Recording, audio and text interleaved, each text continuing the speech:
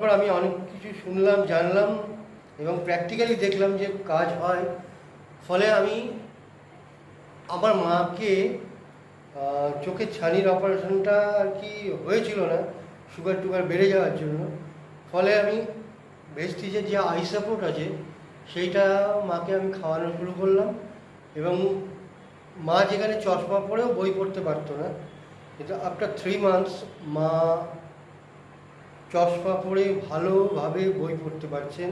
মার যে অসুবিধাটা বা যে কষ্টটা হচ্ছিল, জোর করে চোখ বড় বড় করে দেখে পড়তে হতো, সেই জিনিসটা অনেকটাই কমে গেছে। এখন মায়ের সেই অর্থে অসুবিধা হয়ই না বলতে গেলে।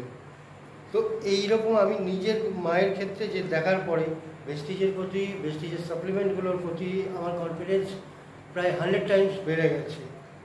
ফলে তাহলে এখন আর চোখের অপারেশন করবেন বলে মনে হচ্ছে? এখনও তো আমার মনে হচ্ছে না যে করতে হবে, কারণ আমি আরও 3 মাস এটাকে অ্যাপ্লাই করবো। দেখবেন 3 মাস হয়েছে, 3 মাস আরও অ্যাপ্লাই করব, দরকার হলে আরও 4 মাস করব। তারপরে যদি দেখি যে না হচ্ছে না, তখন নয় আলাদা কিছু ভাবা যাবে। কিন্তু আমার বিশ্বাস এতটা যখন প্রোগ্রেস হয়েছে, আগামীতে আরও ভালো প্রোগ্রেস হবে। স্যার আপনার নাম কি? আমার নাম প্রসেনজিৎ রায়, আমি বেহালা চৌরাস্তায় থাকি। Okay sir.